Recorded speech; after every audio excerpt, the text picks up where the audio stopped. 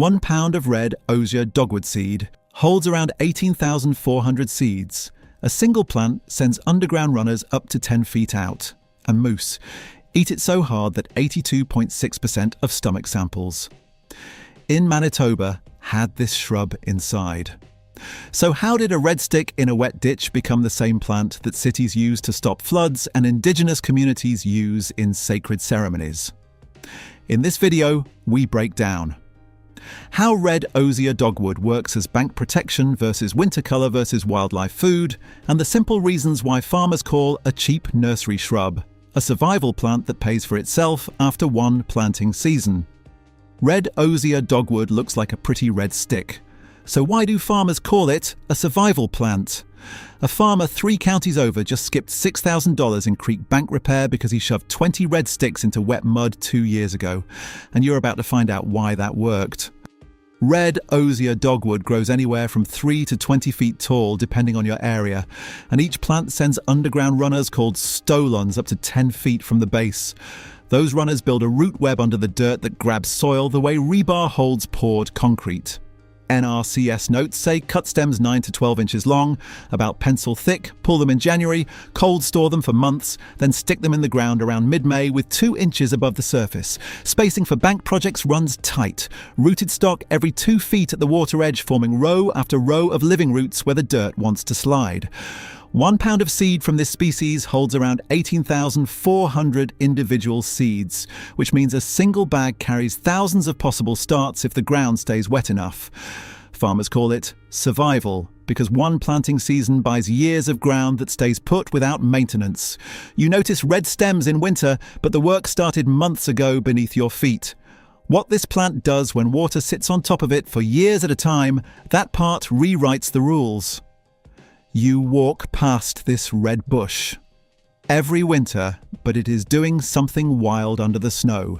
Take any regular backyard shrub and flood it for 30 days, and you will watch it rot from the roots up. Red osier dogwood sat under 7 straight years of standing water on the upper Mississippi and kept putting out new growth. And the number behind that is 2,555 days without the water dropping once. FEIS pulled that data from sites tied to lock and dam construction, and it separates this species from almost every other shrub you could put in wet ground. Low branches droop down, touch dirt, and root on contact. Stems that fall flat do the same, and over time the whole plant becomes a connected web with dozens of anchor points instead of one trunk. Minnesota. BWSR tags it FACW, short for facultative wetland, which means biologists expect to spot it in wet areas, and they almost always do. That tag also tells you the flip side: this shrub hates dry ground. Put it in sandy, fast-draining soil, and you are wasting every dollar you spent.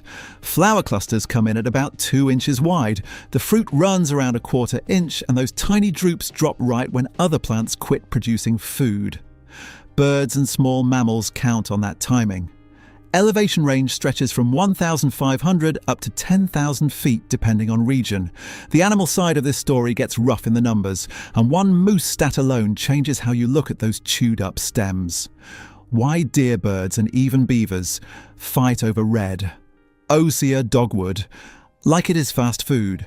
Manitoba researchers cracked open moose stomachs during early winter and found this plant inside 82.6% of them, which means 83 out of every 100 moose were all going after the same shrub. Ontario field crews watched it get worse. Moose stripped 56.6% of available stems at some sites before spring even showed up. More than half gone in one season, and the plant still came back. USDA's full animal list on this species covers fruit-eating birds grabbing the drupes, game birds picking buds, beaver pulling bark for building, and black bear eating whatever they can reach, so you have fruit feeders, twig browsers, and builders all working the same patch. Blooms push out nectar and pollen that feed native bees, wasps, flies, and butterflies, which means one clump of dogwood runs a feeding chain from insects through songbirds up to large mammals, all on the same ground. Montana ranchers gave it a nickname that sums up the whole thing. They call it an ice cream plant for wildlife and livestock because every animal hits it first before touching anything else nearby. Walk past a stand in February that looks bitten down to stumps, and those marks tell you about years of pressure from animals that keep returning because new growth stays fast enough to take the beating. You would think something that gets chewed this hard would be too weak to use for anything else, but people actually bundle those stems and shove them into sliding hillsides to stop the dirt from moving. The red shrub in wet ditches that quietly stops your yard from sliding away, that wet ditch shrub behind your neighbour's house that nobody remembers planting. NRCS built 3 separate methods around it: lev fascines, brush layering and brush mattressing, all using living stems packed into eroding slopes to add root grip and surface friction where dirt keeps sliding. The Ruby cultivar brochure says grade steep banks down to 1 to 2% slope or flatter before you put anything in the ground. And that one line makes the goal clear: control water movement across a surface, not make anything look pretty. Cuttings go in pencil thick, tamped firm to push out air pockets, and then the waiting starts. Root mass takes a couple growing seasons to pack in thick enough to actually hold dirt during a heavy rain. First winters feel risky because the roots have not filled out yet, but by year 3 the underground network connects and starts catching everything storms try to pull downhill. That random shrub growing along the highway shoulder or behind a gas station might be doing real holding work for the slope underneath it right now. City crews figured this out and started ordering it by the truckload, which makes the next part even stranger. Homeowners rip it out almost as fast as cities put it in. If cities plant this bush to control floods, why do most people cut it down? City engineering departments order this shrub for the root math. They know the spread rate and the water tolerance, and then the people living 20 feet away pull it out because it makes their yard look bad. Problem 1 is speed. Stolons push into most strips and block sight lines along driveways and walking paths before anyone expected it. That spreading is exactly what saves a bank, but it makes a property line feel taken over. Problem 2 is wrong dirt. This species runs on wet, saturated soil and fails in dry ground, so putting it in a raised bed or a gravel boulevard means yellow leaves and bug trouble within months. Problem 3 walks in on 4 legs. NRCS says the Ruby cultivar takes heavy browsing damage and needs fencing while the plants are still small. Deer hit fresh plantings hard, and the guide flat out says use physical barriers until the shrubs size up. The homeowner looks ugly. The mowing crew sees over time, deer see a free meal. The plant loses every time because people run their yards for what looks clean right now, while the payoff from this shrub needs growing seasons to show up. Most people already ripped it out and put in ornamental grass that holds 0 soil and feeds 0 wildlife. The nursery price barely registers on a receipt, but the return on what it actually gives back once you leave it alone sneaks up on you. This creekside plant feeds wildlife all year. So why is it sold so cheap? Blooms pump out nectar and pollen that keep native bees, wasps, flies and butterflies working through the season. Fruit fills in at about a 1/4 inch wide after that, and birds plus small rodents run through it fast. USDA's animal list for this one reaches all the way to beaver and black bear, so a single species covers pollinators, fruit feeders, and large mammals in one growing year. The nursery tag says $8 because copying this plant is about as simple as growing it. Cuttings pulled in January, cold stored, dropped in soil in May, all using set sizes and a repeating schedule that lets nurseries pump out volume without any special handling. Big supply from easy growing keeps the price down. The math nobody runs is what happens when you skip it. Every storm that tears at a bare bank means calling a crew, hauling rock, regrading the slope, and replacing whatever washed out. One planting turns into working bank protection within a couple years, and after that the yearly cost of letting roots do the job sits near 0. Cheap tag, long return, wildlife list that nothing else on the nursery shelf comes close to matching. Cut this thing flat to the ground and what comes back is something you need to see for yourself. What happens when you chop red osier dogwood to the ground and it comes back stronger? The Ruby brochure says prune within 6 inches of the soil surface every other March. Not a light trim, not shaping, everything down to stumps. The response is almost angry. Established shrubs fire back 4 to 6 foot stems in one summer after that kind of cut. Tall young shoots carrying the brightest red the species can produce. Older stems lose that colour over time and go grey-brown, so hard pruning is the only move that keeps the look people pay for.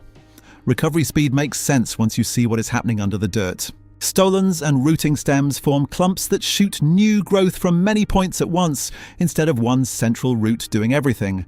Those stolons also push outward while new stems push upward, meaning the plant spreads wider after a hard cut than it was before you touched it. That creates a tug-of-war between two groups using the same species. Yard people want hard cuts every spring for bright winter stems, but bank projects need full cover because a bare slope in storm season bleeds dirt fastest. Same move, completely different results depending on where the shrub sits. Wrong timing on a creek planting wipes out a full season of root work. Right timing on a front yard planting, and those stems go so bright that drivers slow down in December. The cultural story behind those red stems started way before garden centres existed. The same red stems used for baskets and erosion control. What are we missing?